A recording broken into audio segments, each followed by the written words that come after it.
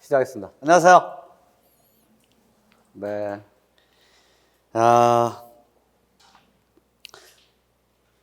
3, 4월 교육과정 반을 들으시는 여러분들에게는 저하고 약속을 할 게 꼭 있습니다. 뭐냐면 공부하면서 죽어야 한다. 죽도록 공부해야 한다. 교육과정에 대한 이해가 임용 문제를 푸는데 필수적인 것은 아니에요. 그러니까 절대적인 것은 아니야. 교육과정을 공부하지 않아도 임용 문제를 충분하게 풀 수는 있어요. 풀 수는 있어.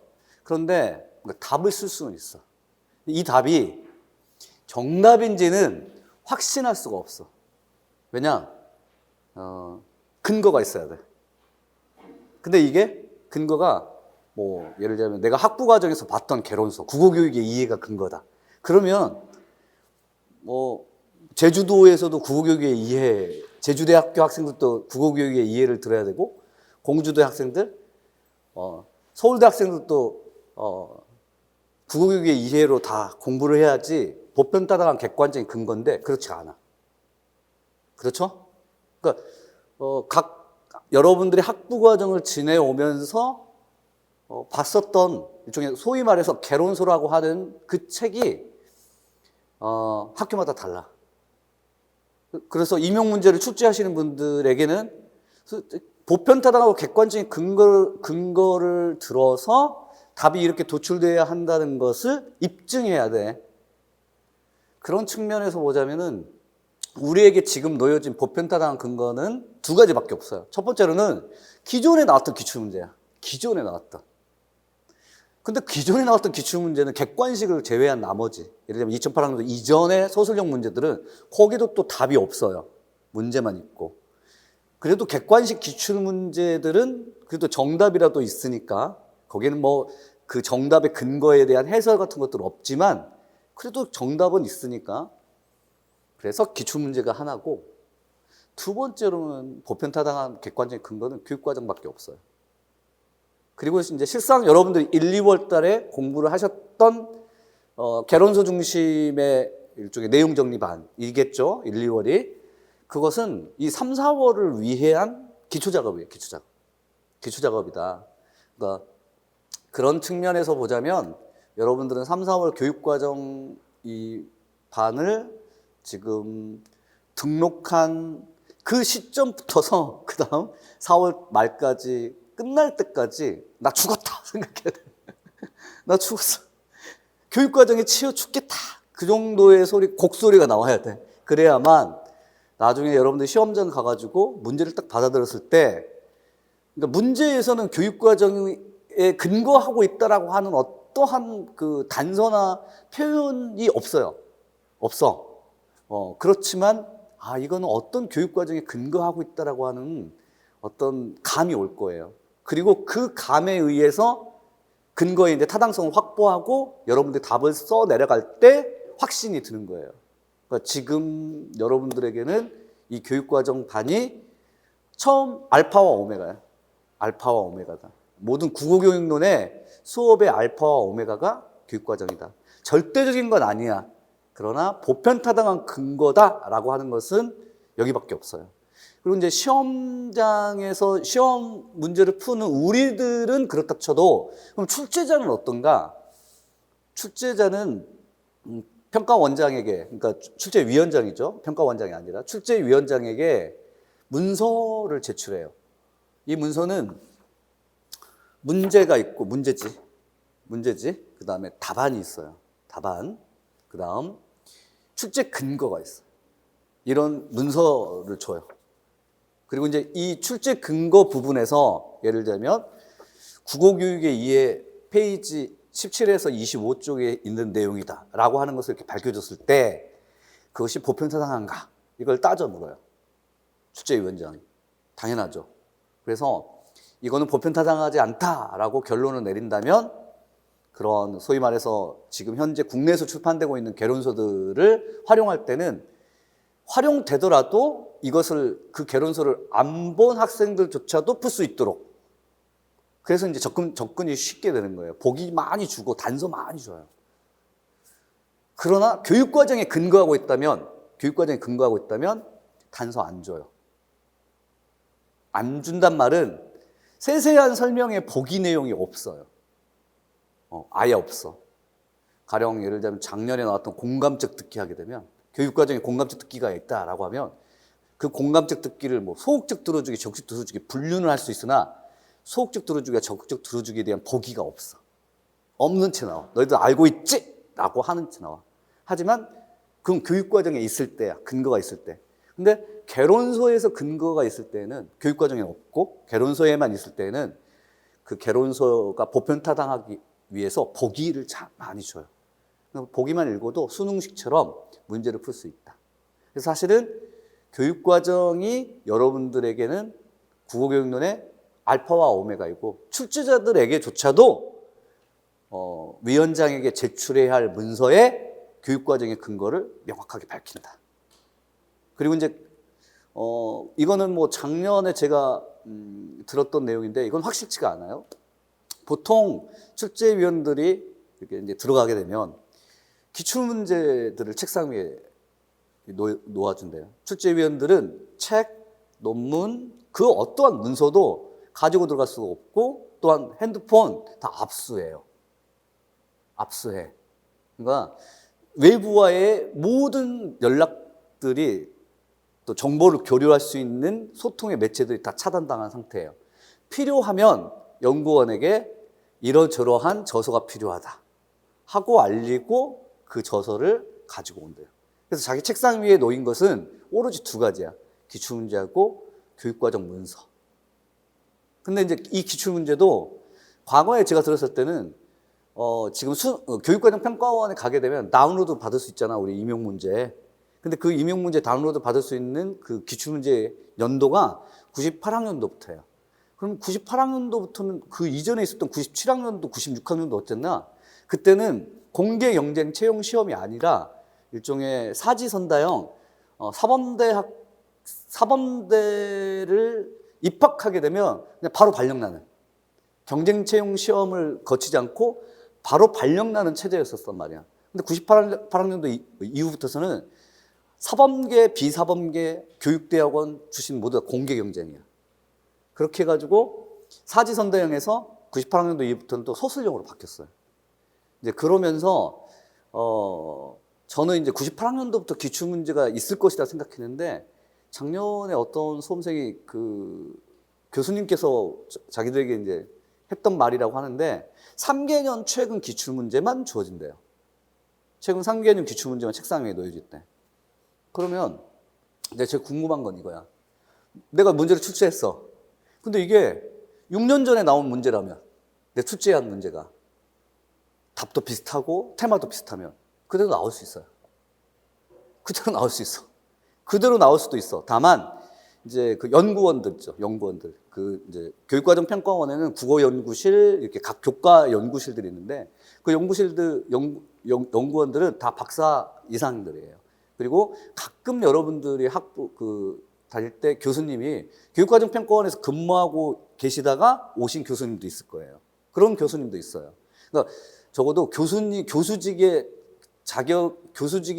어떤 그 역할들은 수행하지 못하지만 충분하게 그 자격 조건을 갖추고 있으신 분들, 연구원들이 그분들이 이제 아마 출제위원들이 출제를 했다면 이거 6년 전에 나왔던 문제하고 똑같고 답도 비슷하고 논점도 비슷해서 너무 중복된 감이 있다. 변형시켜 달라를 요구할 수도 있어. 또 현직 교사들 검토 들어갈 때도 검토할 수도 있고 근데 현직 교사들의 검토는 문제에 대한 딴지를 거는 건 아닐 거예요. 이 정도의 답안을 도출할 수 있을 때까지 이 문제가 과연 교육 현장에서 예비교사들의 자질과 능력을 검증하는데 필수적인 그런 지식들을 지금 검증하고 있는가를 묻고 사실은 출제위원들끼리 이제 복수죠. 한 3명에서 5명 정도의 출제위원들끼리 뭐 국교론과 해당되는 과목들이 한 뭐 3명, 4명 정도라면 그분들끼리 나는 화법 문제를 내더라도 옆에 작문 문제를 내신 분들에게 또 같이 아마 검토를 할 거예요. 그런 검토를 통해서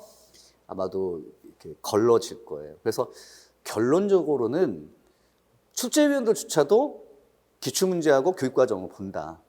우리도 그렇게 하자. 그런데 이제 대신에 조금 이따 설명드리겠지만 이 교육과정이 7차 교육과정부터 2007, 9, 12, 15 지금 이제 15 개정 교육과정 기잖아요.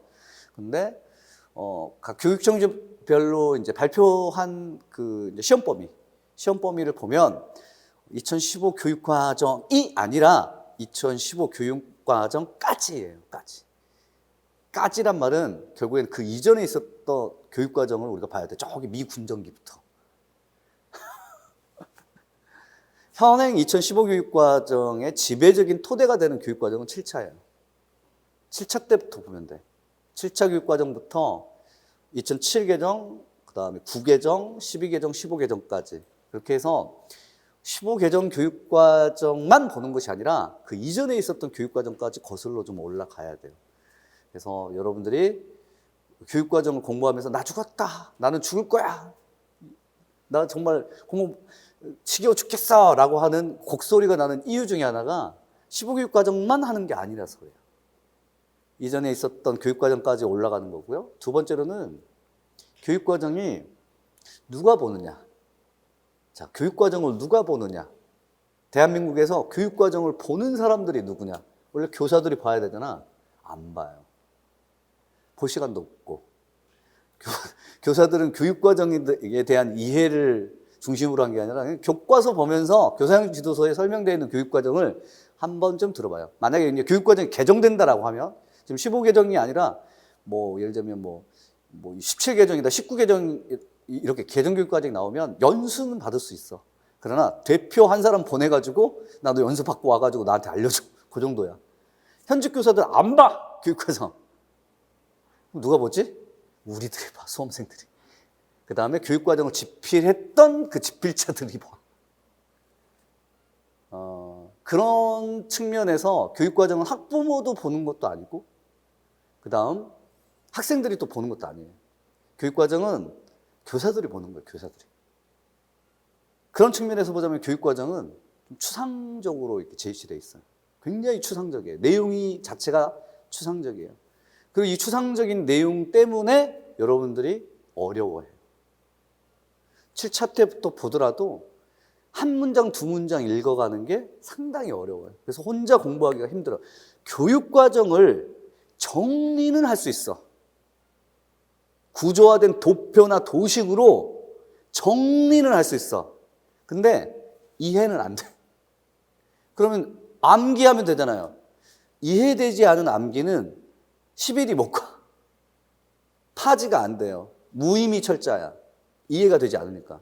그래서 교육과정을 이해한다는 것 상당히 어려운 일이에요. 그 교육과정을 집필하신 분에게 물어봐야 돼. 왜 이런 문장을 쓰셨어요? 왜 이런 핵심 개념을 쓰셨어요? 이 핵심 개념이 의미하는 바가 뭔가요? 그리고 이 개념 이외에 학계에서는 이 개념도 쓰는데 이 개념을 쓰면 안 되나요? 물어봐야 돼. 근데 물어볼 길이 없어. 교육과정 평가원의 게시판에다가 올릴 수는 있으나 그분들이 답변을 못 해주는 이유가 내가 집필한 거 아니기 때문에. 집필자들이 따로 교수님들께서 있는데, 그런 측면에서 교육과정은 원래 국가 수준의 추상적인 문서인데 합의된 문서여야 돼. 합의된. 근데 문제는 합의가 된다? 이건 그 어느 누구도 교육과정을 집필하신 분들이 우리 교육공동체에게 이 용어를 쓰겠다라고 공청회를 연 적이 없어. 교육과정 이렇게 개정을 했으니 이 개정된 교육과정으로 앞으로 수능도 이렇게 하고 중고등학교 학생들에게 이렇게 하겠습니다. 그런 공청회는 열어. 자유학기제, 자유학년제 도입하겠습니다. 고등학교 2학년 고교선택제, 학점은행제를 도입하겠습니다. 이건 열어. 이건 보도자료로 내. 근데 이 교육과정의 성취 기준에 이 개념은 무엇을 의미하면 이건 공청회가 없어. 정작 공부하는 우리들 답답해 죽겠는데 그거는 어쩔 수 없어. 논문 보고 개론서를 보면서 보편타당한 용어이기 때문에 교육과정에 이 용어를 존중하면 됩니다. 라든가 저희가요. 암묵적으로 또는 공부를 좀 하면서 추상적인 문서를 중심으로 해서 이해를 개론서를 중심으로 찾아서 또 배경 지식을 좀 보충해야 되고, 또 하나는 교과서를 보면 돼요. 교과서. 그러니까 지금 이제 작년까지 완결이 됐어요. 그러니까 2015 개정 교육과정이 도입된 교과서가 작년에 중3 교과서로 이제 완결이 됐어요. 완결이 돼서 지금 초등학교 때부터 고등학교 2학년까지 모든 학생들이 전부 다 2015 개정 교육과정 교과서로 공부를 하고 있어요. 근데 문제는 지금 현재 국정체제예요? 거민정체제예요? 중학교, 고등학교 교과서? 거민정체제, 국정이 아니야.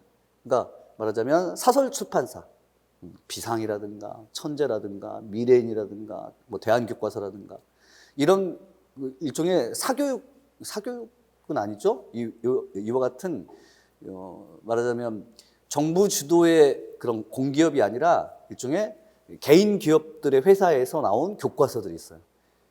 근데 그 교과서의 집필진조차도 각각 달라요. 그래서 교육과정 성취 기준은 동일한데 교과서 안에 있는 내용들이 다를 수도 있어요.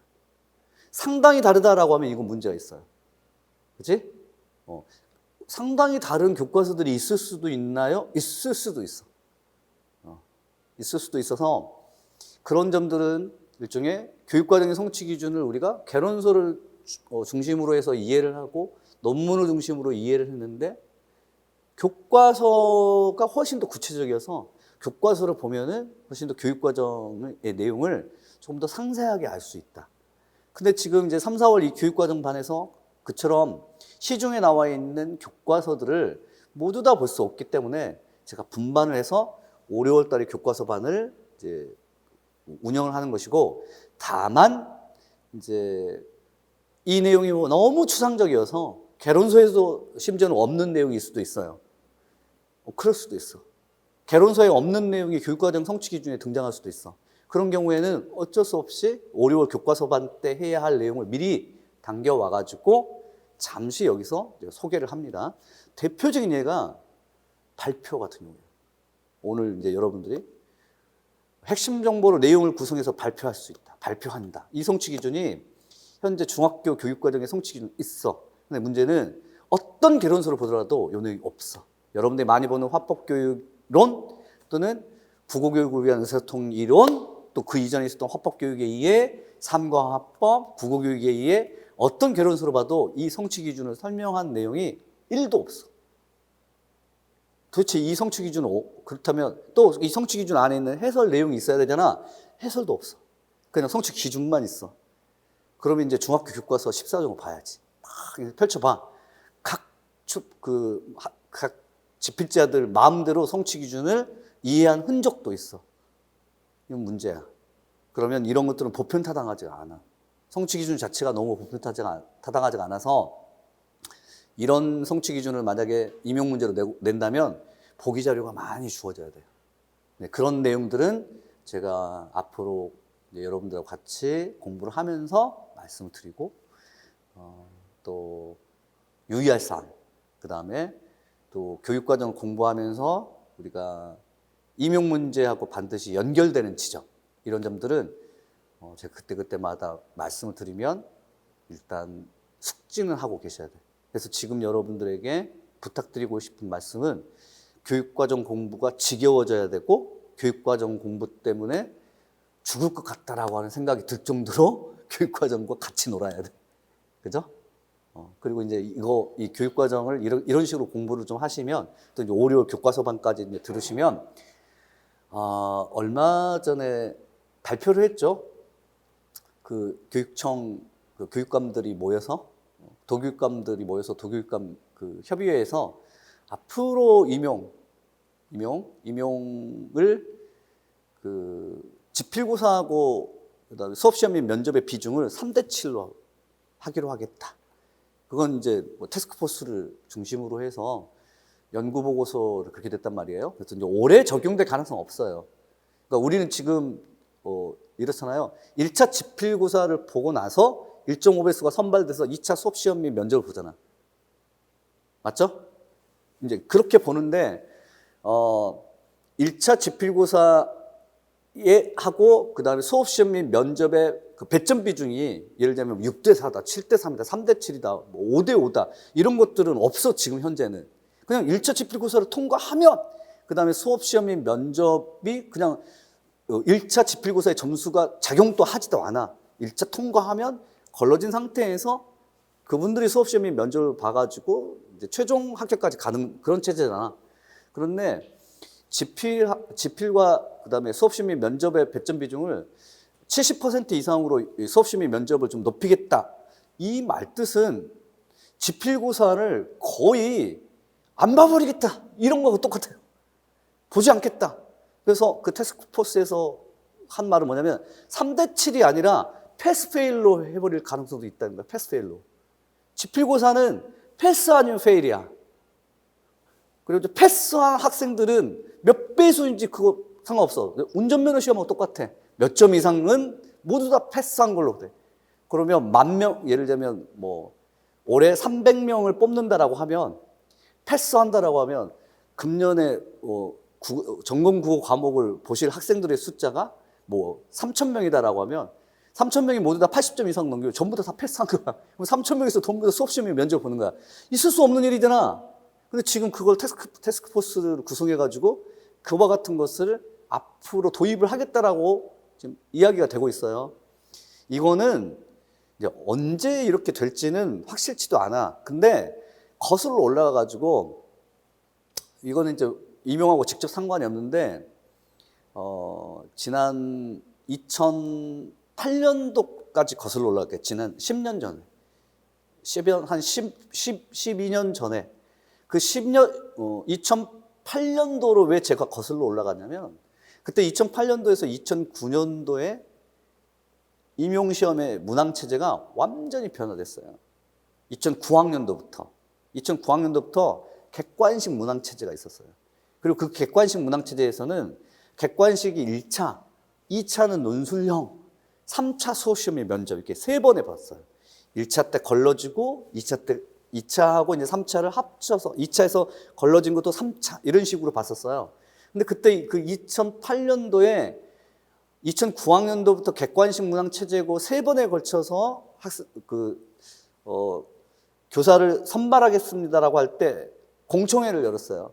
공청회를. 근데 그 공청회 때 나왔던 자료의 일부분을 보면 2차 수업 시험 및 면접을 어떤 형태로 가져가겠느냐까지 말이 나왔냐면 교생 실습을 1년 아니면 4번 이상을 걸쳐서 교생 실습을 하고 그 교생 실습을 1년 혹은 4회에 걸쳐서 나갔던 것에서 교생 실습에 점수를 주고 그 점수를 수업 시험 및 면접에 포함한다. 그런 것까지 됐었고 그 당시 공청회 때 또 그 보고됐던 것이 뭐예요? 2008년도야. 2008년도에 보고됐던 게 뭐냐면 교육학을 보지 않겠다는 거야. 시험을. 그 당시에 그랬었어. 교육학 시험을 보지 않고 대신 교육학은 언제 하느냐? 교육학은 학부 때 교직 과정을 이수할 때 A+, A, B 이와 같은 점수 체제가 아니라 패스페일로. 예를 들면 내가 교육공학을 지금 교직 필수 과목으로 들었는데 2학점짜리야. 이거 페일 됐어. 그러면 4학년 졸업할 때까지 그거 못 따면 교사 자격증이 취득이 안 돼. 그냥 패스 페일 과목으로 학부 과정 2학년, 3학년, 4학년 때까지 해가지고 교육학을 그때 하고 지필고사로 교육학을 보지 않겠다. 그것이 2008년도에 고려됐던 사안들이에요. 근데 이제 문제는 한번 생각해 보세요. 교생 실습을 1년 나가거나 4회 이상을 나가가지고 지금 이제 초등은 2번 나가죠. 2번 나가고 근데 여러분들 한 번 나가는데 한 달이잖아. 근데 1년 나가고 한 달씩 4번을 나간다고 해봐. 4학년생이. 그것까지는 좋아. 근데 거기에서 연구 수업하고 내가 학생들하고 어떻게 지내고 그다음에 동료 교사, 선배 교사들하고 어떻게 하고 해서 점수를 그들이 이제 줘. 나를 점수를 매겨가지고 그 점수가 내가 그 수업시험의 면접 점수에 이제 완전히 뭐 100%는 아니더라도 온다고 생각해봐. 그럼 1년 동안 교생 실습이 그 즐겁겠어? 그치? 4번 나가는 교생 실습이 애들이 너무 사랑스러워 이러겠냐고. 그리고 또 하나는 너무 주관적이야. 채점 기준이 명확하지 않은 상태에서 그래서 어쩔 수 없이 모의 수업 시간이 심지어는 학생들이 있다라고 가정하고 없잖아 원래는 있다라고 가정하고 45분에서 50분 수업을 20분에 압축하는 모의 수업으로 한다라고 하는 것으로 결정났지만 이게 이제 문제가 있어 여전히 문제가 있어요. 진짜 문제가 있어서 어떤 식으로든 개정은 돼야 돼. 근데 이번에 교육감 협의회에서 2차 수업 시험 및 면접을 강화하고 그 다음에 1차 지필고사를 약화시킨다라고 했을 때 제가 드는 생각은 그런 생각이었었어요. 1차 지필고사의 약화는 이거는 지금 당장은 아니더라도 점차점차 영향을 미치겠구나. 그리고 2, 3년 전부터서 그런 낌새는 있었어요. 뭐냐면 시험이 너무 쉬워. 너무 쉬워. 선생님 시험이 쉽다니요. 그런 말 같지 않은 답을 쓸 수는 있단 말이야. 아예 못 쓴다는 건 아니야. 그래도 답은 써낼 수 있는 그런 시험 체제고 또 교육과정평가원에서는 그런 걸 요구해요. 쉽게 내라고. 어차피 채점을 칼채점으로 하면 고득점과 그다음에 고득점 하지 못한 점수의 차이는 있을 것이고 변별력을 거기서 나오는 것이고 시험을 쉽게 내라고 그런 추세 속에서 1차 지필고사의 약화는 명약관하다. 그러나 그럼에도 불구하고 우리가 간과해서는 안 될 것은 이게 지금 올해 당장 내년 당장 이게 시행되는 것은 아니어서 여전히 우리는 1차 지필고사가 결국에는 넘어와야 할 문턱이다 생각을 듭니다. 자, 그럼 이제 간단하게 교육과정에 대한 설명을 드릴게요. 이건 임용하고는 상관없는데 그냥 다음 교육과정에 대해서 올바르게 진술한 것은 다음 교육과정에 대한 진술 조건으로 2개의 요소를 들어서 설명하시오. 이런 문제 안 나와. 다만 교육과정은 수준이 단위학교 수준이 아니야. 단위학교 또는 학교급 또는 지역 수준이 아니야. 국가 수준이야. 그 다음 구체적인 문서가 아니라 굉장히 추상적인 문서예요. 추상적인 문서여서 일단 국가 수준에서 마련한 추상적인 문서여서 보편타당한 진술을 해야 돼요. 어느 누구나가 교육과정의 성취 기준을 봤을 때 그 교육과정의 성취 기준에 있는 내용들을 울릉도에서 가르치는 교사든 제주도에서 가르치는 교사든 서울에서 가르치는 교사든 같은 성취 기준이라면 이 성취 기준에 따른 교수학습의 내용은 이것이다라고 하는 것이 명확하게 진술돼야 돼요. 그래서 이 교육과정의 국가 수준의 추상적인 문서인 교육과정의 그 진술 방법은 정해져 있어요. 이렇게. 어떻게 정해져 있냐면 이게 이제 12화작 03-04라고 하는 이 기호 표시에 12라고 하는 건 학년을 말해요. 12학년. 12학년이면 고등학교 2학년. 선택교육과정이지. 고등학교 이제 3학년이지. 3학년. 10학년, 그 다음에 11학년, 12학년. 그러니까 고등학교 3학년. 그 다음에 화작하게 되면 화법과 작문. 이것은 영역명칭이에요. 교과목 명칭 혹은 영역명칭. 여기서는 교과목 명칭이에요. 화법과 작문이라고 하는. 그래서 고등학교 3학년의 화법과 작문이라는 교과목에 03, 그 다음에 이 01부터 02, 03도 정해져 있지만 여기서는 03-4번 항목에 다음과 같은 성취 기준이 있어요. 타당한 논거를 수집하고 그 다음 적절한 설득 전략을 활용하여 설득하는 글을 쓴다. 이건 이 교육과정의 성취 기준을 만든 집필자들이 그냥 만든 것이 아니라 여기는 일정한 학습 요소들이라고 하는 요소들로 반드시 구성되어 있어야 돼. 그래서 교육과정의 성취 기준에 여기 타당한 논거를 수집하고 적절한 설득 전략 활용 여기까지를 주요 교수학습의 내용 요소 이렇게 이제 부르고 그 다음 글 유형이 항상 들어있어요. 글 유형이라고 하는 게. 독서에서는 글 유형이라고 하고 장문에서도 글 유형이라고 하고 그 다음 화법에서는 이제 글이 아니라 담화 유형이라고 해요.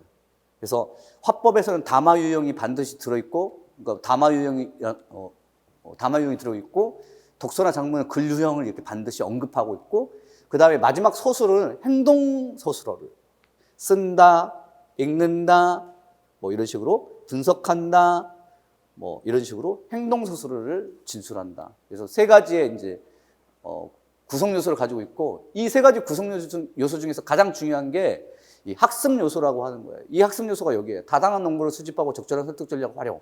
이 부분이 학습 요소고, 이 학습 요소는 세 가지로 이렇게 구성돼요. 본질, 그다음에 원리, 태도. 근데 이제 이것은 여러분들이 몰라도 돼. 몰라도 되는데, 다만 임용시험의 지필고사를 위해서는 몰라도 돼. 이런 게 안 나와. 가령 이 성취 기준에 본질에 해당되는 것을 서술하시오. 원리에 해당되는 것을 서술하시오. 태도를 해당되는 것을 서술하시오. 이런 문제는 안 나와. 안 나오는데 여러분들이 현장 가가지고 교사를 하거나 아니면 2차 수업시험 및 면접, 수업시험이죠. 수업시험을 이렇게 준비를 할 때는 이 본질, 원리, 태도로 이루어지는 이 요소들에 대한 주요 내용들은 알고는 있어야 돼. 기본적으로. 그래서 일단은 현행 2015 교육과정의 이 주요 학습 내용 요소는 크게 지식, 기능, 태도 세 가지 중에 하나다. 세 가지를 모두 다 갖추는 경우도 있고 세 가지 중에 하나일 수 있어. 근데 우리가 말하는 이 지식이란 뭐냐면 학생들이 반드시 알아야 할 개념지나 명제지의 형태를 말해. 개념지나 명제지가 뭐지? 라고 물어보면 지식의 유형은 크게 두 가지로 구분돼 있어. 하나는 개념지와 관련된 지식. 두 번째로는 수행을 통해서 획득되는 지식. 보통 이제 절차지, 방법지라고 이렇게 이야기하죠. 이런 것들을 국어교육론에서는 이 지식의 유형, 절차지나 방법지를 기능 혹은 전략이라고 불러요.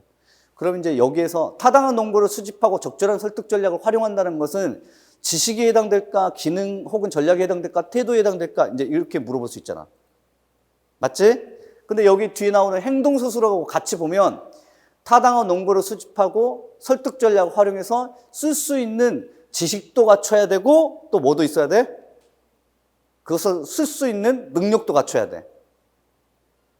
지식과 기능 및 전략들을 모두 다 이제 이 주요 학습 내용 요소로 이제 담고 있어. 그리고 이성취 기준만 보면 태도 같은 것들은 지금 나오진 않아. 태도는 이렇게 설득하는 글을 씀으로써 길러지는 것들이야. 그래서 뭐 동기, 흥미, 습관, 가치관, 중요성이나 윤리를 태도를 의미한다.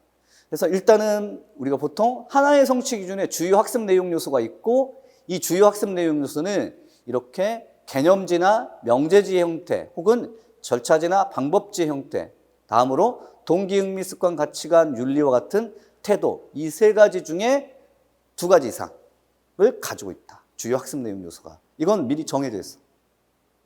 미리 정해져 있다. 여기까지는 이해하셨죠?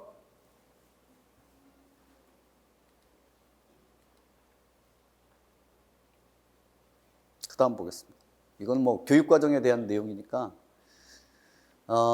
교육과정이 어떻게 구성되고 그 다음에 이것을 어떤 식으로 우리가 분석하자라고 하는 것은 그 다음에 이제 여러분들에게 말씀들이 교육과정 성취 기준이 나올 때마다 설명을 좀 드리고 여기서는 가장 중요한 교육과정을 왜 학습해야 하는가 하는 부분하고 관련지어서 두 개의 기출문제를 제가 예를 들어볼게요.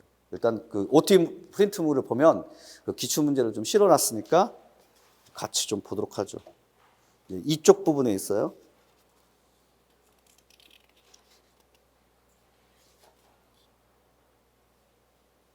자, 이 문제는 작년에 나왔던 A형 소설형 문제 5번 문제예요. 이 문제 보고 작년에 시험을 치르셨던 분은 아마 생각이 날 거예요. 공감적 듣기의 효과에 대해서 서술하라는 문제인데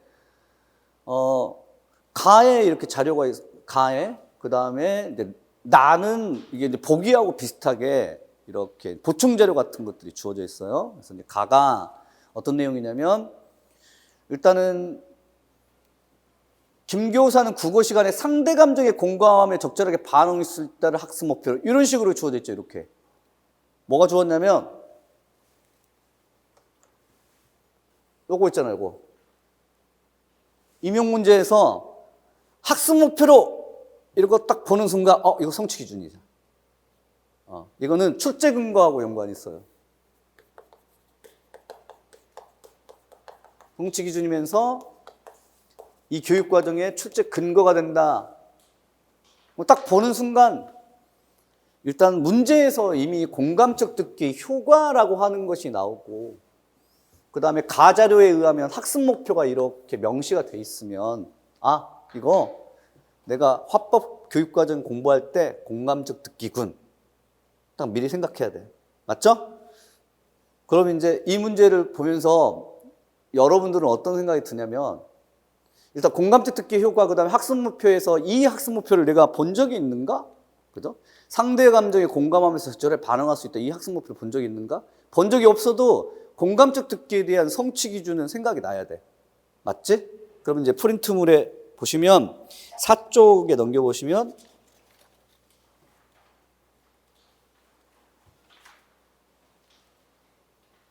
이렇게 이제 관련 교육 과정이 있어요. 관련 교육 과정. 그래서 관련 교육 과정이 교육 과정의 성취 기준이에요. 이 공감적 듣기와 관련된 교육 과정의 성취 기준이 있어요. 하나는 4쪽 부분에 보시면 2015 고등학교 2학년이에요. 2015 교육 과정의 고등학교 2학년에 갈등 상황에서 자신의 생각이나 감정이나 바라는 바를 진솔하게 표현한다. 이 성취 기준이 있고, 또 하나는 중학교 성취 기준으로 상대 감정에 공감하며 적절하게 반응하는 대화를 나눈다. 두 가지가 있어요. 어떤 성취 기준에 근거하고 있을까요? 15고등학교 2학년, 15중학교. 어떤 성취 기준이야? 고등학교 2학년이야? 중학교야?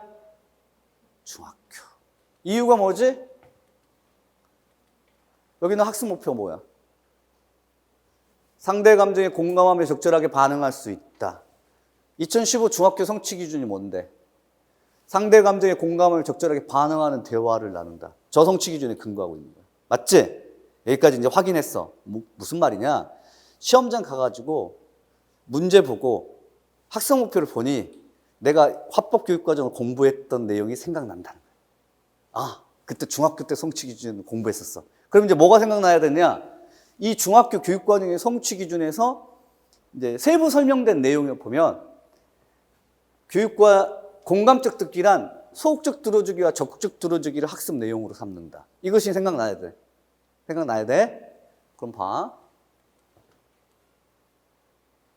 나의 이제 이 자료를 봐. 공감적 듣기는 방법이다. 공감적 듣기는 크게 소극적 들어주기, 적극적 들어주기로 구분한다. 이거 내가 중학교 교육과정 공부할 때 이미 학습했던 내용인데 이미 주어져 있어, 이렇게. 지금 시험 문제가 이래요. 교육과정에 나오더라도 이렇게 보충 자료가 주어져 있을 수 있어. 너무 쉬운 거야, 그러니까. 맞지?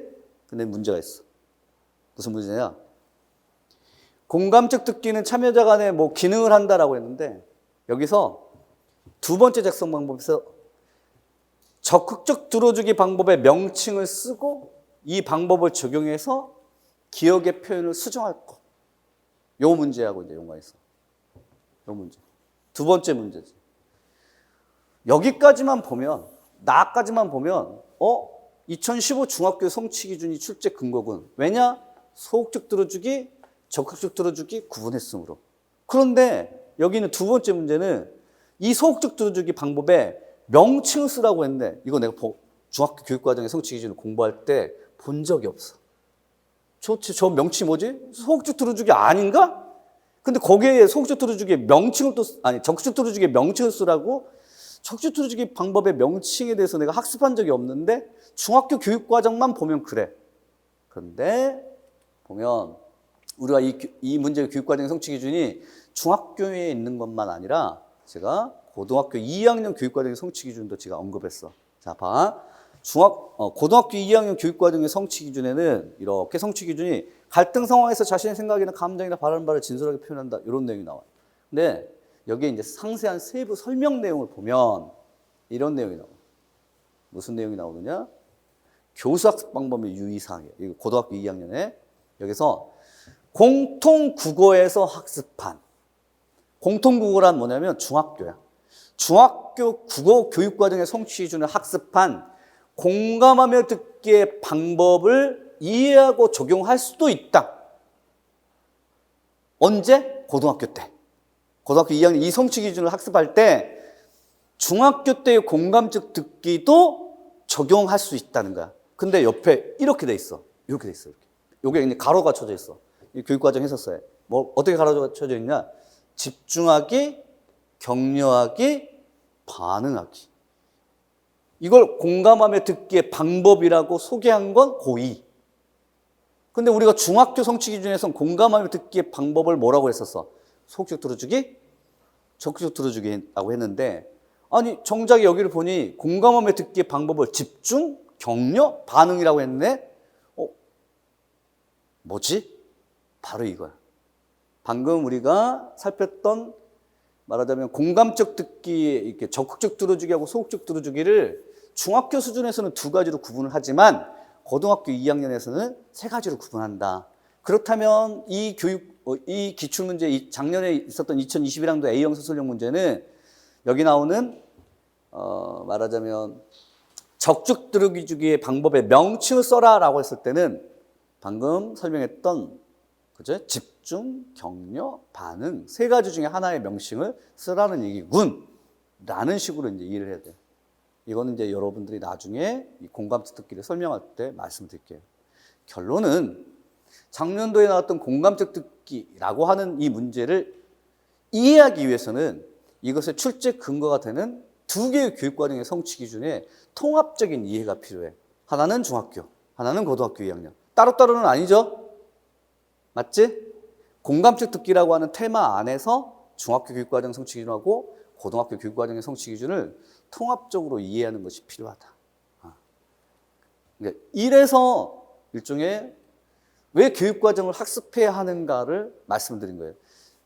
기출문제의 출제 근거가 되기도 하고 또 여기서는 답안 작성의 일종의 논점이 되기도 해.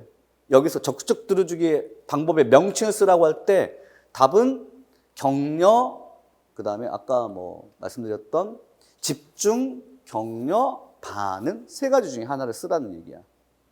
그러니까 답을 교육과정에서 직접적으로 도출을 할 수도 있다는 얘기예요.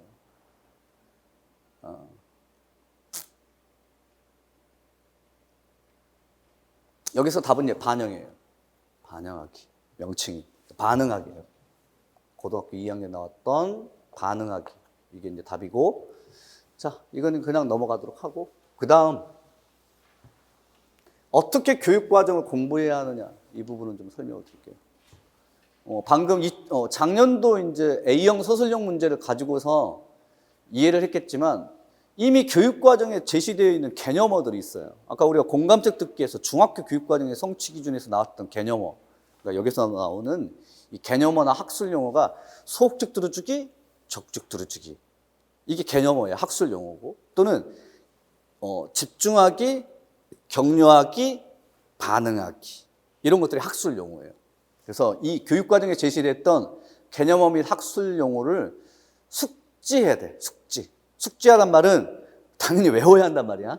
근데 방금 설명드렸던 것처럼 교육과정에서 제시된 개념어는 일종의 소개만 돼. 소극적 들어주기, 적극적 들어주기, 집중, 격려, 반응. 소개만 돼 있고 이걸 상세하게 설명한 경우는 있을 수도 있고 없을 수도 있어. 가령 예를 들자면 방금 말씀드렸던 소극적 들어주기와 적극적 들어주기는 중학교 교육과정에 이렇게 설명이 돼 있어요. 소극적 들어주기는 눈 맞추기, 지속적으로 관심을 표명하기고 적극적 들어주기는 대화 상대의 말을 요약 정리해 주는 것이다. 이런 식으로 설명이 돼 있으니까 설명이 돼 있으면 이 설명된 대로 그냥 그대로 내가 숙지를 하면 돼. 근데 문제는 고등학교 2학년 교육과정을 보면 집중, 격려, 반응 이렇게 명칭만 나오고 집중은 뭐고 격려는 뭐고 반응은 무엇이다. 설명돼 있어 안 돼 있어? 안 돼 있어. 그럼 안 돼 있는 이 내용들은 어떻게 해야 돼? 개론서 찾아봐야 돼. 개론서에서는 이거 뭐라고 설명했는지. 만약 개론서에서 안 나오면 교과서 봐야 돼. 교과서에서는 이거 뭐라고 설명하고 있는지. 이런 식으로 결국 교육과정에 이렇게 개념어나 학술 용어가 있고 그 개념어나 학술 용어가 설명되지 않고 이렇게 활용만 되거나 구체적으로 설명이 없는 경우는 이것을 개론서와 관련지어 보충하기 위한 내용이 필요해. 그래서 여러분들 1, 2월 달에 개론서의 내용들을 공부했던 이유가 이 교육과정을 이해하기 위해서요. 이해했어요? 그 다음에 교과서에서도 이 개념들이 또 설명이 됐어. 근데 문제는 교과서에서 설명되고 있는 그 용어에 대한 설명이 반드시 보편타당한 건 아니야. 그건 그 교과서를 집필한 그 교수님 생각이야. 그 교수님은 그 용어를 그런 식으로 이해를 하는 거야. 그럼 다른 교과서는 그러면 어떻게 이해하고 있지? 이거 비교가 필요해. 개론서도 마찬가지예요. 그 개론서를 집필한 그 집필진만 그러한 용어를 그렇게 설명할 수도 있어. 이거는 어디에서 여러분들이 많이 느끼냐면 독서하고 작문에서 특히나 이런 용어의 혼선 같은 것들이 많이 와. 가령 전개방식이라는 용어가 있어. 전개방식. 그리고 이 전개방식이라는 용어는 독서 교육과정의 성취 기준에 나와. 관습적 전개방식, 그러니까 글구조 및 전개방식, 사실적 독해로 전개방식이라는 용어가 있는데, 이 전개방식이라는 용어는 독서교육론 집필진이나 작문교육론 집필진들이 집필하신 분들마다 전개방식에 대한 설명이 각각 달라. 교과서도 달라. 그래서 이 전개방식을 만약에 임용해서 출제를 했을 때는 전개방식이라는 용어를 쓸 때 좀 유의해서 쓰는 거지. 전개방식이라 함은 하고 이제 단서를 붙일 거란 말이야. 그런 측면에서 우리가 교육과정을 공부하실 때 이렇게 보충 설명이 없거나 해설이 없는 용어들은 개론서나 교과서를 가지고서 그걸 보충해야 돼. 반드시. 그리고 보충을 하되 어느 한 개론서만 보고서 보충한 게 아니야. 여러 개론서나 여러 교과서를 보고서 보충을 해가지고 이해를 해야 돼. 보편타당하게. 자, 그 다음에 이제 이 예로 2021학년도 작년도 이제 비용서술형 문제 나왔던 건데, 이건 그냥 간단하게만 설명드릴게요. 이게 지금 SQ3R이 나왔어. 독서에서 SQ3R. 이건 그냥 간단하게 설명할게요. 그리고 읽기 자료가 이렇게 있고, 그 다음에 나의 이제 교사와 학생의 대화에서 이렇게 KWL 또 SQ3R 여기 이제 밑줄이 그어져 있어. 밑줄이 그어져 있는 상태에서 이제 문제에서 KWL SQ3R 요거 이제 밑줄이 그어진 상태에서 공통점을 방법 측면에서 제시할 것이라고 했어. 이 문제와 이제 관련해서 말씀드릴게요. 왜 이게 교육과정하고 연관이 있는지. 일단 여기는 독서야. 독서. 그리고 작년도 비용서술형 문제 나왔던 이 독서 문제의 관련 교육과정의 출제 근거를 보면, 잘 봐. 몇 교육과정? 몇 교육과정? 15가 아니야. 15에는 SQ3R이 없어. 12교육과정. 그리고 12교육과정에 이 성취 기준이 여러 가지 독서 방법이라고 하는 이 성취 기준에 그 교육과정 해설서의 내용에 여러 가지 독서 방법들이 많아요. 음독, 묵독, 숙독, 지독, 전부 읽기, 발칙 할 때 전문적인 읽기 방법 두 가지로 훑어보기, 질문 만들기, 읽기, 확인하기, 재검토하기 등 SQ3R의 방법이 있다. 요게 출제 근거예요, 요게. 12교육과정에. 그런데 훑어보기, 질문 만들기, 읽기, 확인하기, 재검토하기에 이 안에 있는 이 용어에 대한 설명이 있어, 없어? 이번에도 없어. 그럼 어떻게 해야 돼, 이거? 개론서로 보충하거나 교과서로 보충해야 한다. 그리고 특히 이 문제에서는 이렇게 KWL과 SQ3R의 공통점만을 물어봤던 게 아니라 여기에 이제 디귿해. 이 디귿은 뭐냐면 쭉 이제 여러분들이 이 문제를 나중에 이제 독서할 때 보게 될 건데, SQ3R 방법을 사용한 과정을 이야기해 볼까요? 하고 학생에게 물어보자 학생이 저는 읽기 전에 대략적인 내용 제목 살펴봤어요. 그리고 궁금한 점들을 떠올려 봤어요. 어떻게 읽었나요? 질문에 대한 답을 찾으면서 읽었어요. 그리고 난 다음에 어떤 활동을 했나요? 되새기기 활동을 했어요. 이런 식으로 나와. 지금 이게 뭐냐면 SQ3R의 절차를 보여주고 있는 거예요. 아까 그 SQ3R의 절차는 교육과정에서 뭐라고 되어 있냐면 훑어보기 한 다음 질문 만들기 하고, 질문 만들기 한 다음에 읽기 하고, 읽기 한 다음에 확인하기 하고, 확인하기 한 다음에 재검토하기 한다. 이런 식으로만 설명되어 있어. 그걸 지금 이렇게 쭉 줄글로 교사가 학생에게 물어보면서 SQ3R 방법을 사용한 과정, 절차를 이렇게 지금 보여주고 있어요. 그리고 이제 되새기기, 그 다음에 여기는 이제 지금 이거 잘못돼 있어. 문제점이 있는데, 그 다음에 무엇을 했나요? 하고 이제 디귿이 빈칸이야. 이 빈칸이란 말은 그 다음에는 어떤 단계인가요? 명칭을 쓰라는 얘기야. 그래서 이거는 SQ3R의 단계별 명칭을 쓰라는 얘기야.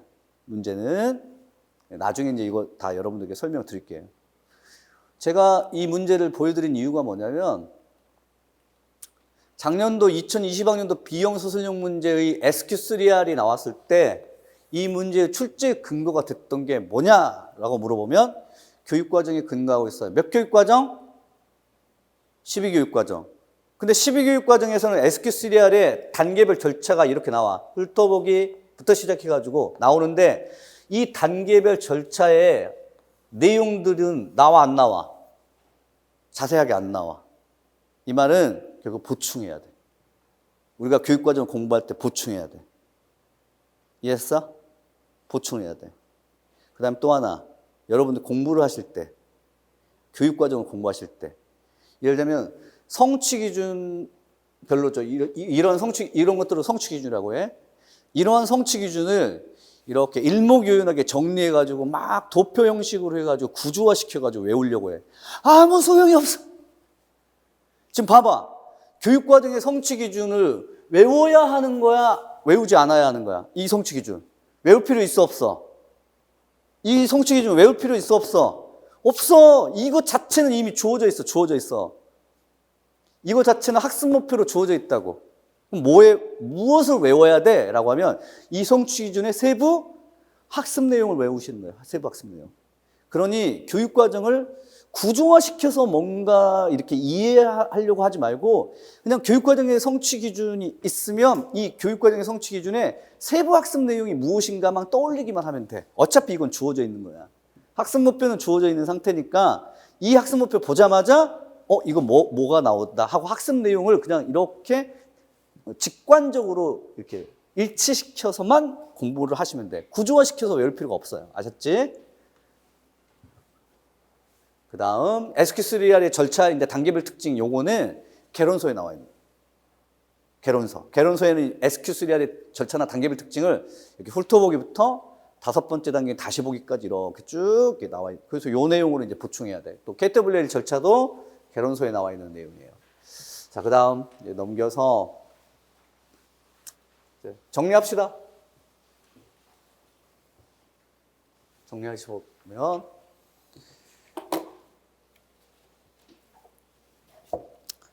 교육과정에 대한 공부 어떻게 해야 하는가 하는 부분은 다음과 같은 형식으로 좀 말씀을 드릴게요. 일단 여러분들이 여기서 이제 영역별로 내용을 체계화해서 재구성한다. 이 내용은 잠깐 이제 설명을 좀 드릴게요.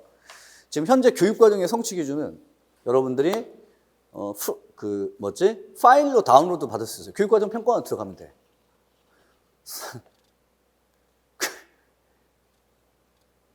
저한테 교육과정 평가원 어디서 다운로드 받느냐고 물어보시는 분이 어려우니까 그러겠죠. 일단 들어가 봐. 헤매봐 봐. 들어가서 이제 교육과정 부분을 찾아서 클릭해서 들어가 봐. 들어가서 2015 개정교육과정도 다운로드 받고 그 이전에 있었던 교육과정도 다 다운로드 받아. 선생님, 교육과정 많은데 어떤 걸 총론을 받아야 돼? 아니면 중학교 받아야 돼? 고등학교? 다운로드 다 받아. 받고 나서 여러분들 좀 헤매봐야 돼. 일단 교육과정을 일단 다운로드 받는다. 그러면 이제 2015 교육과정을 다운로드 받으면 2015 교육과정이 이제 예를 들면 초등학교는 우리가 볼 필요 없고 이제 중학교 받으면 듣기 말하기 해가지고 중학국어에서 1항, 2항, 3항 이런 식으로 나올 거야. 그럼 이제 여러분들이 교육과정을 딱 원문이죠. 그거 원문을 딱 받아들여서 1항부터 예를 들자면 중학교 듣기 말하기가 10항까지 10개 성취 기준이 있으면 이 성취 기준에 10개를 모두 다 외워야 되느냐? 그럴 필요가 없단 말이야. 좀 체계화 시킬 필요는 있지만 굳이 이 성취 기준을 외울 필요는 없단 말이야. 성취 기준을 보면서 이해만 하면 되는 거죠. 그런 측면에서 체계화라고 하는 측면, 여기서 이제 제가 체계화나 재구성이 좀 필요하다라고 한 이유는 좀 주제나 테마별로 중학교나 고등학교를 흐트려 놓을 필요는 있어. 그러니까 중학교 교육과정 따로 하고 고등학교 교육과정 따로 하고 이렇게 하지 말고 그냥 중고등학교를 통합해가지고 화법 영역 또는 그러니까 읽기 영역, 그다음에 쓰기 영역, 그러니까 화법, 듣기 말하기, 그다음에 읽기 독서, 그다음에 쓰기 작문 영역 이렇게 재구성할 필요가 있단 말이야. 그런 측면에서 이제 제가 교재를 보면 교재에 교재 제일 앞에 이제 목차 비슷한 거 있죠. 목차 비슷한 2015 화법 영역의 재구성이라고 하는 게 있는데, 이 화법 영역의 재구성이라고 하는 것은 10족이죠. 10족 보시면 이게 중학교하고 고등학교의 성취 기준이죠. 듣기하고 말하기하고 화법 성취 기준을 그냥 다 모두 다 섞어버렸어요. 따로따로 하지 않고. 공부를 이렇게 하셔야 돼요, 여러분들. 공부를 하실 때는, 교육과정 공부를 하실 때는 중학교 교육과정 공부 따로 하고 고등학교 교육과정 공부 따로 하면 아까 공감지 듣기 같은 문제를 풀 수가 없어. 중학교, 고등학교는 통합해서 봐야 돼. 하나의 어떤 테마를 중심으로 해서. 그래서 중고등학교 교육과정의 성취 기준들을 통합해가지고 하나의 테마를 중심으로 해서 이렇게 재구성을 해보면 10쪽하고 11쪽이 나오는 성취 기준이에요. 근데 요거는 이제 눈에 익숙해야 돼. 이 성취 기준을 외우라는 소리가 아니냐. 이건 구조화할 필요가 없어. 외우는 것은 아닌데, 대체적으로 이런 성취 기준들이다. 그리고 이 성취 기준이 이러한 내용을 가지고 있다 정도는 이해를 하셔야 돼. 그래서 처음에는 10쪽하고 11쪽에 거기 본질, 의사소통 과정의 화법 기능 및 전략, 세 번째는 담화 유형을 활용한 화법 전략, 그 다음에 태도. 이렇게 이제 내용적인 측면에서는 그렇고, 그 다음 이제 두 번째 칸에 의사소통 과정의 화법의 기능 및 전략에는 다시 상황 분석, 내용 구성, 표현 및 전달, 원리, 의사소통 과정의 점검 및 조정, 그 다음에 담화 유형을 활용한 화법 전략에서는 정보 전달, 설득, 친교 및 정서 표현 매체, 태도에 해당되는 것은 뭐뭐뭐 이런 식이야. 근데 요거는 사실 여러분들이 잘 머릿속에 들어오지는 않을 거예요. 그래서 좀 정리를 좀 해드릴게요. 이건 이제 1, 2월 기본 이론반 때 제가 설명드렸던 내용이에요. 영역별 체계화 재구성하는 것은 기본적으로 범주가 정해져 있어요. 뭐가 정해져 있다고? 범주라고 해요. 범주. 굉장히 큰 범주가 정해져 있어요. 국어교육론은. 범주가 어떤 식으로 정해져 있냐면, 일단 본질이라고 하는 범주, 그 다음에 기능 및 전략이라고 하는 범주, 그 다음에 태도라고 하는 범주가 정해져 있어요. 선생님, 네? 이거 어디서 많이 봤는데요? 이거 어디서 봤어? 본질, 기능 및 전략, 태도, 범주. 어디서 봤어요? 본 적이 없어? 벌써 힘들어하는구나, 여러분들이.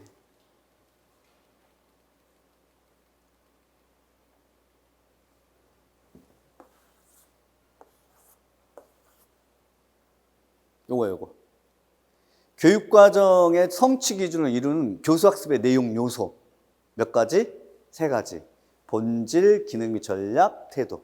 본질은 이제 지식이고, 이 지식은 주로 개념지, 명제지. 기능 및 전략은 절차지, 방법지. 태도는 동기능 및 습관, 가치관이죠. 요거예요. 요걸로 재구성을 하는 거예요.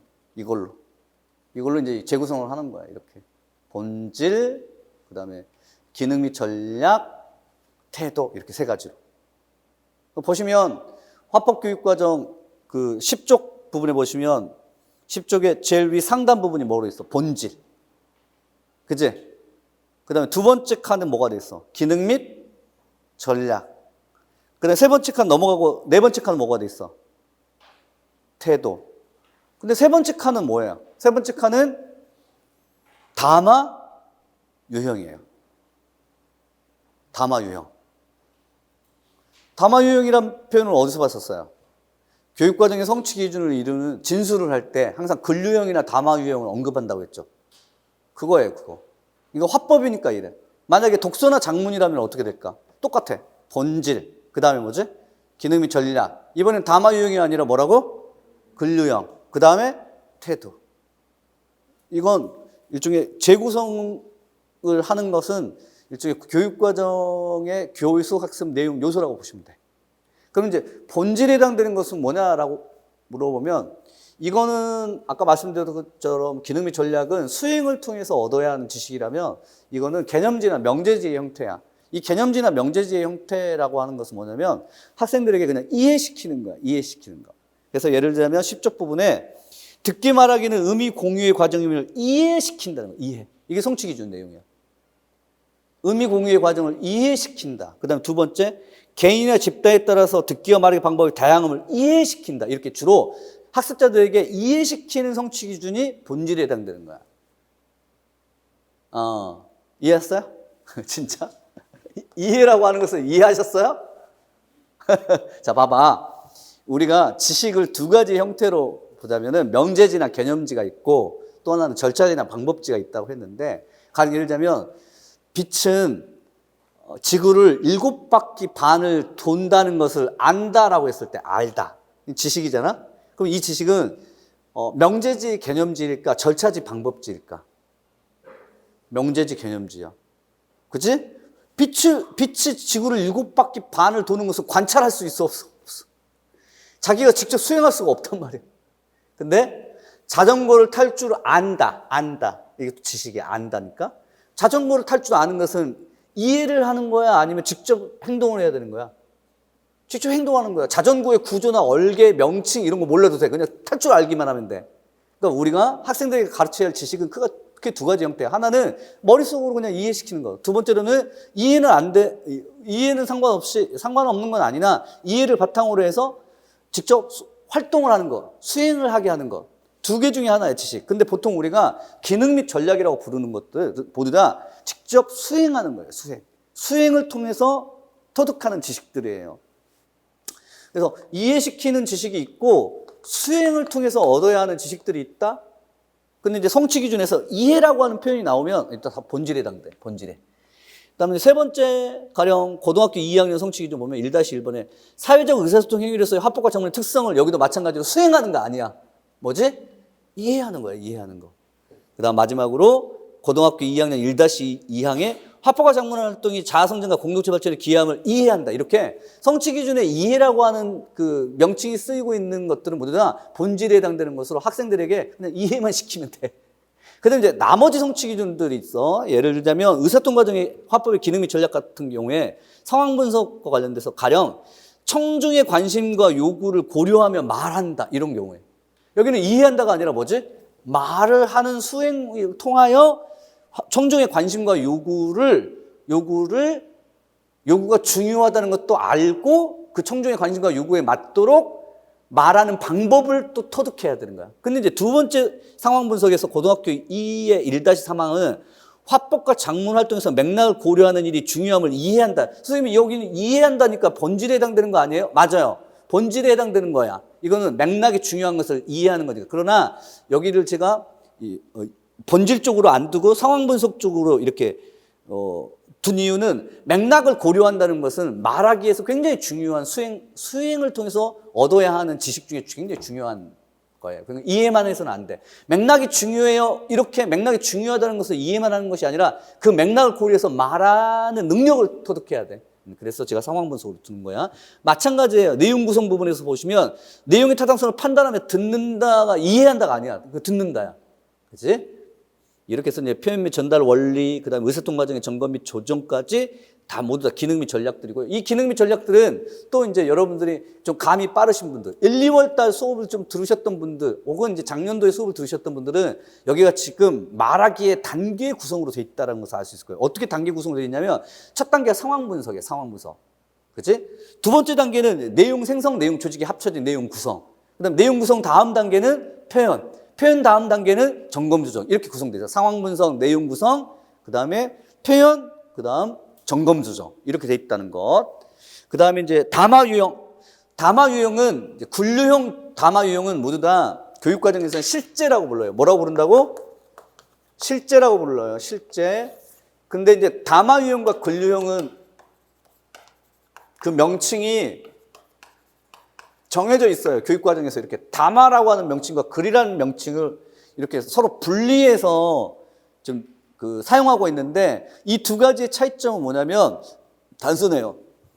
그냥 문자 언어로 이루어졌다면 글이고 구두 언어로 이루어졌다면 담화 유형이에요. 어떤 교과서는 근류형까지 포함해가지고 담화 유형 이렇게 표현하신 분도 있어요. 근데 주로 구두 언어로 되어 있는 그 텍스트 형태를 담화 유형이라고 부르고 문자 언어로 되어 있는 것은 이제 근류형이라고 부른다. 그래서 독서나 작문은 실제를 근류형이라고 명칭을 부여하고 화법은 그냥 담화 유형이라고 불러요. 그래서 이제 이 담화 유형에 해당되는 것들은 주로 이제 의사소통의 목적에 따라서 구분을 하게 돼요. 근데 이제 의사소통의 목적은 우리 이제 교육과정이 이것도 정해져 있어요. 정해져 있어서 이해를 중심으로 해서 정보 전달, 그 다음에 태도, 신념, 행동을 변화시키는 설득, 그 다음에 상호 간의 인간관계의 형성유지 발전이라고 하는 점에서는 친교, 그 다음에 자기 자신의 정서를 표현한다 해서 정서 표현, 이렇게 이제 네 가지로 이제 구분하죠. 이 네 가지 구분 가운데서 정보 전달에 해당되는 것, 담화 유형은 발표. 그 다음에 이제 설득에 해당되는 담화 유형은 연설, 토의, 토론, 협상. 그 다음에 친교 및 정서 표현에 해당되는 담화 유형은 거기 보시면 뭐라고 되어 있냐면 11쪽에 친교 및 정서 표현에 해당되는 것은 공감하며 듣기, 상황과 대상에 맞게 언어 예절을 갖추어 대화하기와 같은 대화야, 대화. 이런 것들이 이제 다 담화 유형들이에요. 그래서 이런 내용들로 구성되어 있다라고 보시면 되죠. 뭐 이런 것은 지금 재구성하는 것들이기 때문에 재구성하는 이 성취 기준의 내용들은 뭐 그렇게까지 여러분들에게 뭐 임용 문제에서 나오는 것은 아니지만 화법의 성취 기준을 이루고 있는 중학교부터 고등학교 2학년까지 성취 기준이 개수가 많아요. 그 많은 개수의 성취 기준을 1항부터 10항까지 뭐 20항부터 30항까지 이렇게 외울 필요가 없이 순서대로 외울 필요가 없이 그냥 재구성해보자. 그러면 이제 그 본질, 기능 및 전략, 담화 유형, 태도.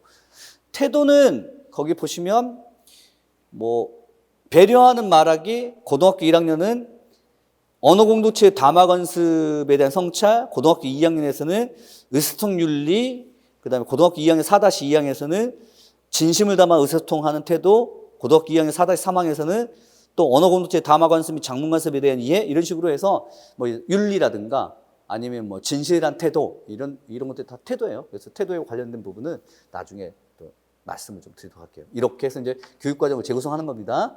그래서 OT는 이 정도에서 마치고요.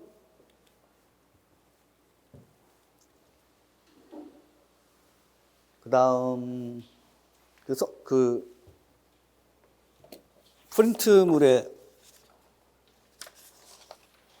강의 기획안?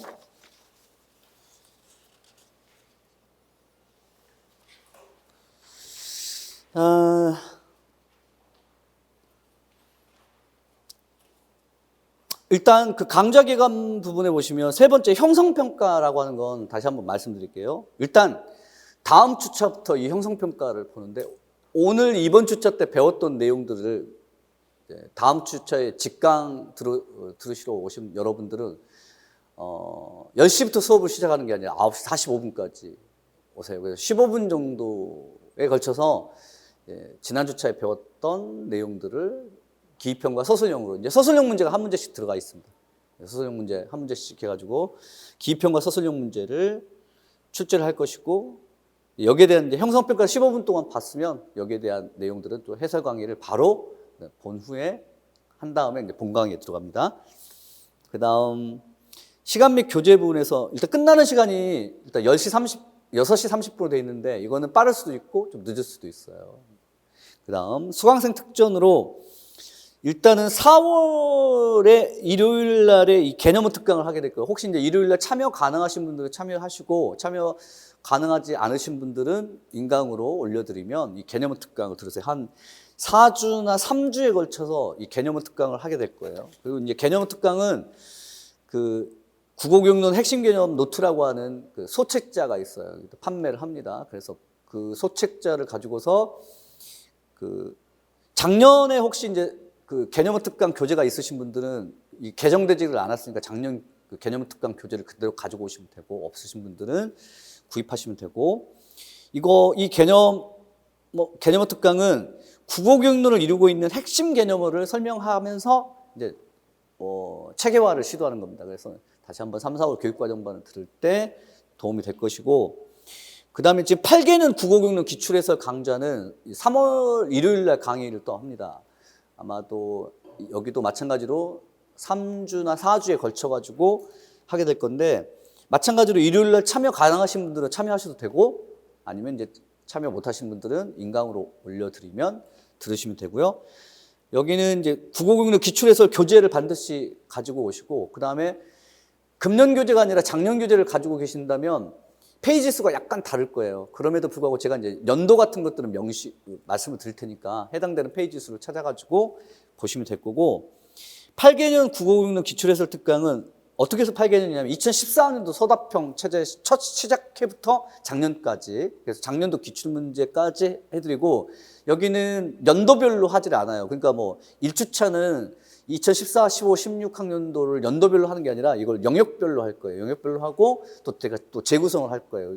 제 교재가 그렇게 돼 있어요. 기출교재가 연도별이 아니라 이렇게 재구성된 거잖아요. 그래서 이렇게 재구성해가지고 기출 해설 특강을 들으시면 되고, 이 교재 가지고서 3월 달에 추후 이제 다음 주 일요일부터 합니다. 뭐 10시부터 시작합니다라고 하면 참여 가능하신 분들은 참여하시고, 또 참여 못 하신 분들은 그 인강을 들으시면 될 것 같고요. 그다음 마지막으로 상담, 학습 상담.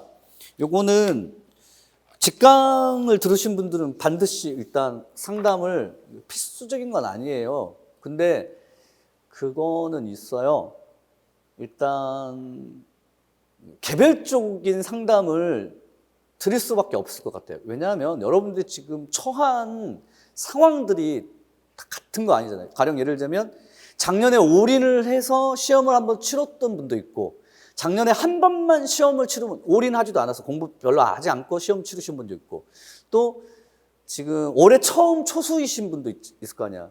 그 다음에 또 작년에는 올인했지만 올해는 뭐 기간제라든가 학원 강사하면서 또 과외하면서 따로 시간을 내기가 확보하는 게 좀 힘드신 분도 있을 거 아닙니까? 각자 처한 상황들이 각각 달라요. 그래서 처한 상황이 다른 상황에서 어떻게 3, 4, 5를 잘 보내고 앞으로를 맞이할 것이냐, 이런 상담도 필요하고, 또 하나는 이런 경우가 있죠. 작년에, 그러니까 금년이죠. 금년 2차까지 갔었어. 근데 2차에서 지금 떨어졌어. 아쉽게. 그렇게 해서 지금 오신 분도 있을 수도 있어요. 그래서 그렇게 좀 처한 상황들이 각각 다른 개별적인 상황에서는 그 일반적인 이야기를 할 수가 없어요. 뭐 예를 들면 8시간 정도의 공부 시간을 확보하세요. 반드시 예습하고 복습하세요. 복습하실 때 기출문제를 같이 보세요. 이런 내용들을 일반적으로 이야기할 수는 있긴 한데, 조금 더 구체적으로 하려면 개별적인 상담들이 좀 필요하다. 그래서 개별적인 상담을 했으면 좋겠고, 그 다음에 또 하나는 제가 여러분들 좀 알고 싶어요. 알고 싶어요. 그러니까 어떤 점에서 알고 싶냐면, 저는 이제 출제자도 아니고, 그 다음에 여러분들의 판정자가 심판관이 아니잖아요. 전 옆에 조력자잖아요. 제가 도움드리기 위해서 있는 전데도 불구하고, 여러분들이 저를 상담을 좀 꺼려하거나 아니면 상담을 하더라도 좀 방어적으로 좀 하시는 경우가 많아요. 그러니까 잘 안 알려줘. 예를 들자면, 저 작년에 시험을 봤는데 뭐 교육학 점수가 몇 점이고, 그 다음에 전공 점수가 몇 점이고, 무엇을 못했고, 이런 것들을 좀 구구절절 좀 말씀을 해줬으면 좋겠어요. 그래야만 제가 이런 경우가 있죠. 이거는 이제 뭐 극히 임용하고 상관없는데, 국교론하고 문법하고 문학 세 가지 영역 가운데서 가장 취약한 과목이 국교론이어서 지금 이 수업을 듣잖아. 맞지?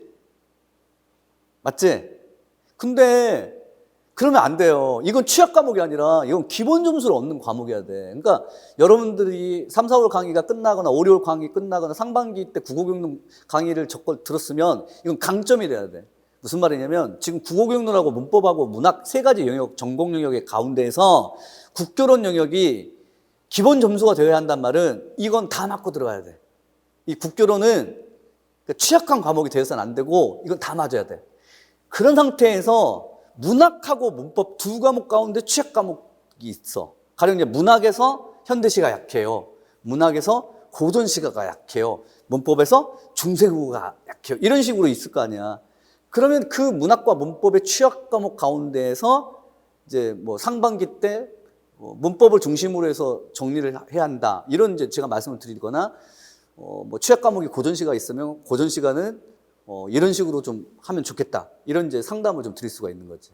그래서 여러분들이 저하고 상담할 때는 현재 여러분들이 뭐 작년에 시험을 보셨다면 어떤 점수를 받았으며, 그 다음 어떻게 하면 국교론을 어떤 의미에서 보자면은 기본 점수를 확보하는 일종의 전략 과목으로서 만들어야 하는가, 그런 점을 중심으로 해서 상담도 하면서 또 취약 부분을 어떻게 보완을 하고, 그 다음에 이제 뭐 시간 배분, 이런 것들을 어떻게 하면 좋겠는가를 좀 말씀드리고자 해요. 그래서 알고 싶어요. 여러분들의 현재 처한 상황도 알고 싶고, 여러분들이 현재 어떤 식으로 점수를 획득했는가도 알고 싶고, 그리고 뭐 교육학 점수도 마찬가지예요. 교육학도 몇 점 정도를 획득했는데, 어느 정도 공부했는데 어느 정도 점수를 획득했는가, 상담 통해서 좀 하겠습니다. 그 다음에 이제 12쪽에 주차별 강의 계획서는 일단 목요일반, 금요일반, 문학반까지 포함해가지고 이게 지금 9주 수업이 나오죠. 9주 정도가 나올 거예요. 뭐 중간에 9주가 아니네. 8주 수업이구나. 8주 수업이 나오고 이렇게 할게요. 강의 일정이 1, 2월 달은 화법독서 장문이었잖아요. 그러다 보니까 장문 파트 부분에서 충분치 않았던 점을 좀 더 있어요. 그래서 이 3, 4월 교육과정반에서는 화법을 한 3주차 정도 하고요. 그 다음 거기 그 강의객서 보면 12쪽에 보시면 4주차, 5주차 때 여기 또 장문을 할 거예요. 그래서 화법 장문을 중간에 하고 독서를 마지막에 하는 것으로 그런 식으로 구성을 좀 하도록 하겠습니다. 네. 이 정도로 해서 마치고, 교재는 이제 이 교육과정반 이 교재하고 그 다음에 기출문제 해설집 이 두 가지를 가지고서 하시면 될 것 같고요. 그 다음에 이제 지금 매주마다 프린트물이 나갈 거예요. 이 교육과정반과 관련해서 이 교육과정의 내용에서 조금 더 소개해드릴 내용, 개론서의 내용에 교과서의 내용이 있으면 보충 프린트물로 좀 드리도록 하겠습니다. 자, 이렇게 해서 수업을 좀 진행하도록 하고 OT를 마치고 좀 쉬었다가 수업을 진행하도록 하겠습니다. 쉬는 시간은 10분, 지금 15분이면 25분까지 10분 쉬고 하겠습니다.